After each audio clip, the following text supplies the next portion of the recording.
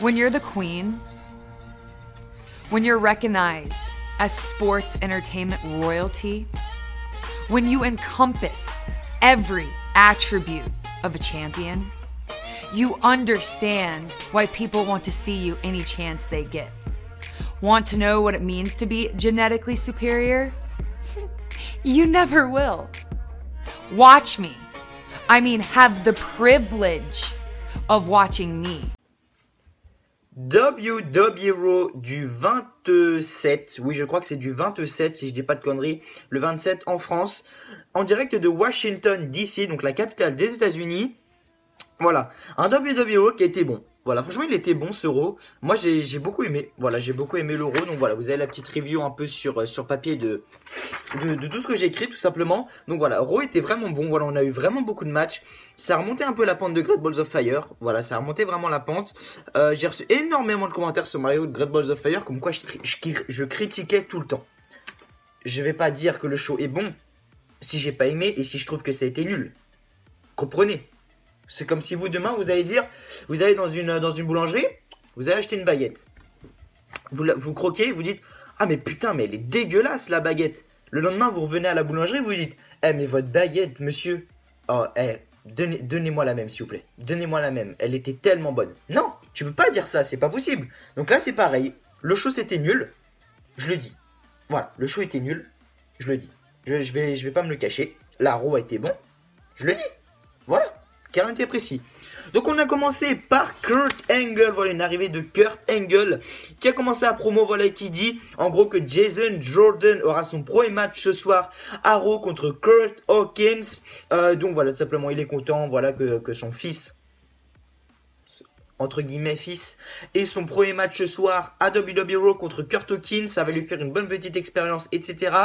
Ensuite, il part de Braun Strowman, voilà, de Braun Strowman pour SummerSlam, et ce dernier arrive, voilà, Braun Strowman arrive et dit qu'il sera champion universel à SummerSlam, étant donné qu'il n'est pas dans le match encore, donc on ne peut pas savoir. Samoa Joe arrive, voilà. Samoa Joe arrive, il dit à Braun Strowman, non, Braun Strowman, déjà que moi j'ai battu Roman Reigns 3 fois, je crois, oui, 3 fois. Et toi tu l'as battu quelques fois, mais tu l'as jamais, enfin il t'a jamais ne pas battu, enfin je sais pas si vous m'avez compris, je parle pas français mais bon c'est pas grave. Et donc voilà, il dit qu'il est le seul à pouvoir défier Brock Lesnar ici dans le roster de Raw, tout simplement. Ensuite Roman Reigns, le Big Dog, arrive tout simplement et dit à Joe, certes je t'ai jamais battu, mais regarde mon palmarès, j'ai battu l'Undertaker, je l'ai envoyé à la retraite. 3 fois dans le main event de WrestleMania, champion des États-Unis, champion de la WWE, champion de tag team avec le Shield, meilleure équipe de tous les temps, le Shield. Donc il rappelle à Joe son palmarès. Ensuite tout simplement Kurt Angle annonce, voilà il dit, bon les gars ça va pas, je sens que ça va partir en couille. Voilà, on va arrêter. J'annonce Fatal 4-Way à SummerSlam. Brock Lesnar contre Roman Reigns, contre Samoa Joe et Braun Strowman. Et donc voilà. Ensuite, Kurt Angle commence à partir. Voilà, Kurt Angle commence à partir. Samoa Joe commence à gueuler sur Kurt Angle. Il dit, oh, tu vas où là, tu vas où là, tu vas où? Viens ici. Il vient ici. Et du coup, après, il dit, viens ici, je suis le seul. Tu peux pas les mettre dans le match là. Je suis le seul à pouvoir battre Brock Lesnar. Et ensuite, ça commence à partir en couille. Voilà, Braun Strowman, Samoa Joe, Roman Reigns, tout ça, ils commencent à s'attaquer, tout ça. Tout le monde s'attaque. Ensuite, Kurt Angle appelle la sécurité. Braun Strowman, il s'en bat les couilles, il met des Bigfoot, des coups de la corde à linge à la sécurité, ils s'en foutent. Et ensuite, tout le roster de WWE Raw se ramène tout simplement en courant. Un peu comme il y a à peu près un mois, je crois, quand il y avait Samoa Joe en rivalité avec Brock Lesnar, c'était parti en couille et le roster de Raw était venu. Ben là, c'est à peu près pareil. Voilà, tout le roster est arrivé, ça a calmé tout le monde, et puis voilà. Ensuite, deuxième fait marquant de la soirée, on a eu Finn Balor contre Elias Samson dans un match en disqualification. Pourquoi un match en disqualification? Car la semaine dernière, Finn Balor avait gagné par disqualification, car vous souvenez-vous, Elias Samson avait pris une guitare et lui avait explosé la guitare sur la tête tout simplement. Du coup voilà, comment s'est fini le match? Donc voilà, c'était un match, voilà, je comprends pas trop pourquoi Finn Balor et Elias Samson sont encore en train de feuder ensemble. Ils ont pas de, il y a pas l'intérêt en fait de faire feuder Elias Samson et Finn Balor ensemble, vu que il y en a pas un qui est challenger pour être champion intercontinental ou quoi. Donc je vois pas où cette feud va amener, mais bon voilà, je fais confiance à la WWE pour ça. On commence Finn le match tout simplement. Finn Balor fait ses 3 petites prises là, oui, avec ses pieds, tout ça. Il est prêt, il porte son coup de grâce. Et là, au moment où tentez de tomber, la musique de Bray Wyatt retentit. Là, ça, vous savez, ça fait le ta comme ça. Ensuite, on est dans le noir pendant 5 secondes. La lumière se rallume. Sister Abigail de Bray Wyatt, Elias Samson rampe, pose sa main sur Balor. 1, 2 et 3. Victoire de Elias Samson. Donc pour moi, SummerSlam, ça sera, vu qu'ils ont l'habitude de mettre Bray Wyatt dans des rivalités qui ne servent à rien, je pense que ça va être Bray Wyatt, Finn Balor maintenant. C'était Seth Rollins, Bray Wyatt, maintenant ça va être Finn Balor, Bray Wyatt. Voilà. Ensuite, troisième fait marquant de la soirée, on a eu Enzo contre Big Cass. Oui, Enzo contre Big Cass. À Great Balls of Fire, on a eu, du viol total. Là, c'est reparti. Pauvre Enzo Amore. Pauvre Enzo Amore. Victoire de Big Cass. Victoire de Big Cass, voilà. Il l'a dominé. Il l'a dominé. Enzo Amore, inexistant. Inexistant. Big Cass est vraiment supérieur. Ensuite, quatrième fait marquant de la soirée, on a eu Nia Jax contre Emma, voilà. Un match sans intérêt aussi. Un match sans intérêt, mais c'était bon. Un match sans intérêt, mais c'était bon. Emma, c'est vraiment donné. Emma, ça pourrait être vraiment la prochaine. Après SummerSlam, ça pourrait être la prochaine challengeuse numéro 1. Mais il y a Nia Jax avant. Nia Jax, ça fait des mois et des mois qu'elle tourne autour du titre. Et elle n'a jamais d'opportunité. Là, ce soir, on a eu Bayley contre Sasha Banks pour savoir qui allait affronter Alexa Bliss à SummerSlam.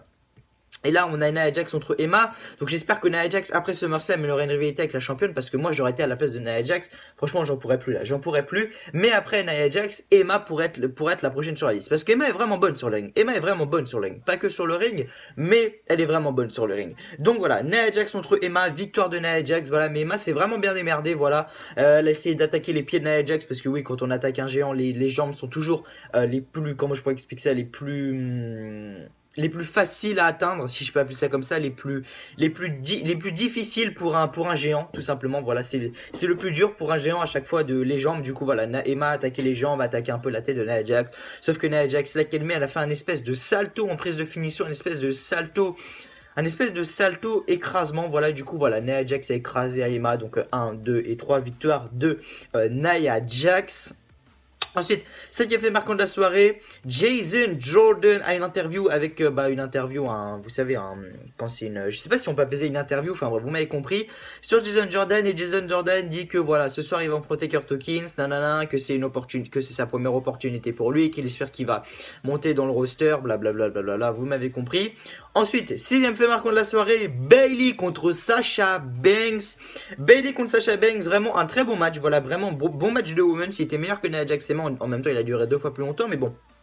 Parce que Nia Jax et Emma était assez court. Il a duré peut-être 3 minutes, peut-être pas plus. Bayley, Sasha Banks, il a duré entre 10 et 15 minutes. Je pense que le match était vraiment bon. Victoire de qui? Je vous dis pas tout de suite. Donc, comment s'est passé le match? Voilà, ça s'est mis des claques de partout. Sasha Banks met une claque à Bayley. Bayley met une claque à Sasha Banks. À un moment, Bayley est comme ça, l'air de dire. Enfin, Bayley, je sais pas, mais je préfère rien dire. Donc voilà, comment c'est fini le match? Sasha Banks, donc Bayley est dans le coin. Voilà, Sasha Banks, je sais plus ce qu'elle fait, Sasha Banks. Elle monte sur la troisième corde, elle fait un splash à Bayley. Elle fait un splash sur Bayley.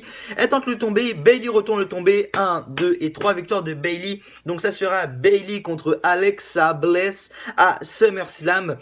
J'espère. Ouais, oui, je pense que ça va être un match normal. Peut-être. Je pense que ça va être un match normal. Bayley va remporter le titre. Je pense clairement que Bayley va remporter le titre. Il n'y aura pas de preview et de review de SummerSlam vu que je serai en vacances. Du coup, j'aurai pas de connexion, rien. Là, je vous le fais parce que voilà, je suis encore chez moi, tout ça. Enfin, voilà. Mais,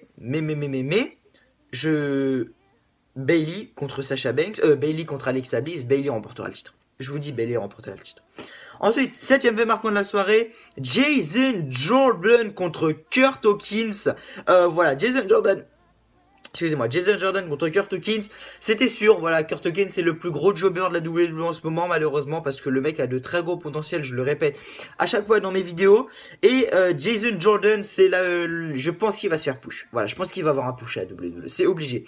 Ils n'ont pas fait faire que c'est le fils de Kurt Angle pour rien, il va avoir un push. C'est obligé qu'il va avoir un push. Donc Jason Jordan remporte le match, voilà, assez logiquement, hein. Clair et net sans bavure. Du coup voilà, Jason Jordan gagne. Qu'est-ce que vous voulez que je vous dise de plus? Rien du tout. Ensuite, huitième fait marquant de la soirée et avant-dernier fait marquant de la soirée, Carl Anderson et Luke Gallows contre The Revival. Voilà, le match est déroulé, nanana, plutôt une grosse dominance de la part de Carl Anderson et Gallows. Et en plein milieu du match, les Hardy Boys arrivent tout simplement, du coup ça déconcentre un peu les deux équipes. Et qui c'est qui ressort victorieux? C'est tout simplement The Revival, c'est pas ce que les Hardy voulaient. Voilà, au début, au contraire, ils voulaient déstabiliser The Revival, sauf que c'est The Revival qui ont réussi à tout simplement remporter le match et les Hardy ont tout simplement commencé à attaquer The Revival. Donc à SummerSlam, ce sera The Revival contre les Hardy. Et je le répète, les Revival, c'est l'équipe qui va broken les Hardy, c'est sûr à 200%. Ensuite, 9ème fait marquant de la soirée, on est parti pour le main event les amis. Dean Ambrose et Seth freaking Rollins contre le Miz, Tourage et le Miz dans un handicap match. 1-2 contre 3, voilà tout simplement. Donc qui a gagné? Ambrose et Seth Rollins. Voilà, Ambrose et Seth Rollins. J'ai beaucoup de personnes qui me disent oui, mais voilà, c'est le Shield, c'est normal. Excusez-moi les gars, mais quand c'est Ambrose et Rollins, ce n'est pas le Shield. Il manque quand même Roman Reigns. Roman Reigns, j'ai beau pas trop l'aimer. Voilà, il manque quand même l'homme fort, Roman Reigns. Donc, voilà. Victoire de Ambrose et Rollins, net et sans bavure. Voilà. Vraiment très beau match, voilà, vraiment très beau match. Bo Dallas m'a vraiment impressionné. Bo Dallas a fait un excellent match. Curtis Axel également. Curtis Axel, je connaissais plus ses capacités qu'à Bo Dallas, mais Bo Dallas, il m'a vraiment impressionné. Voilà, Bo Dallas, vraiment, bravo à lui. Et du coup voilà, le Miz, Dean Ambrose, voilà c'est un match qui part en couille à la fin. Je pense que vous connaissez un peu les matchs handicap ou les matchs tag team en général. Voilà, ça part en couille, tout le monde passe par-dessus la troisième corde, des tombées suicidaires, nanana. Et je crois que c'est Dean Ambrose, oui, je crois que c'est Dean Ambrose qui tente le tomber sur, je sais plus c'est sur qui, c'est pas sur The Miz, mais je sais plus c'est sur qui. Et donc victoire de Dean Ambrose et Seth freaking Rollins. Pourquoi pas. Roman Reigns a son match à SummerSlam, malheureusement. Dean Ambrose et Rollins peuvent continuer à feuder ensemble contre le Miz, Tourage et le Miz, pour qu'après Roman Reigns se pointe avec la ceinture universelle ou pas, et soit tout simplement le troisième homme du Shield, et donc entamer une rivalité avec le Miz, Tourage et le Miz, tout simplement, même si je pense que le Shield et le Miz, Tourage, on sait déjà qui va gagner, on sait déjà qui va battre l'autre, tout simplement. Voilà, donc c'était WWE en français. J'espère que cette vidéo vous aura plu. Voilà, c'était vraiment une toute petite review. Voilà, une review de WWE Raw. J'espère qu'elle vous aura plu. Comme d'habitude, moi, ça m'a fait très plaisir d'être avec vous. Excusez-moi. On se retrouve demain pour une review de SmackDown Live, tout simplement. Voilà. Pour noter ce show, sur 20, je vais lui mettre un bon 15. Voilà, un bon 15 sur ce show. Voilà, un bon 15. Alors qu'à Battleground, je l'avais mis 7 tout simplement. Donc voilà, ça m'a un peu changé les idées, histoire de plus être ma dépression un peu sur le catch. Je sais pas si vous m'avez compris. Du coup, voilà. Merci d'avoir regardé. 40 likes sur cette vidéo. Allez, 40 likes. 40 likes sur cette vidéo. Je sais qu'on peut le faire. On peut le faire, les amis. On peut le faire. Voilà, donc c'était WWE en français. J'espère que cette vidéo vous aura plu. En tout cas, moi ça m'a fait d'être avec vous. Et donc comme d'habitude, je vous dis à la prochaine pour une vidéo sur la chaîne. Voilà, donc avant de finir, n'oubliez pas de liker, de partager, de commenter, de vous abonner si ce n'est pas déjà fait.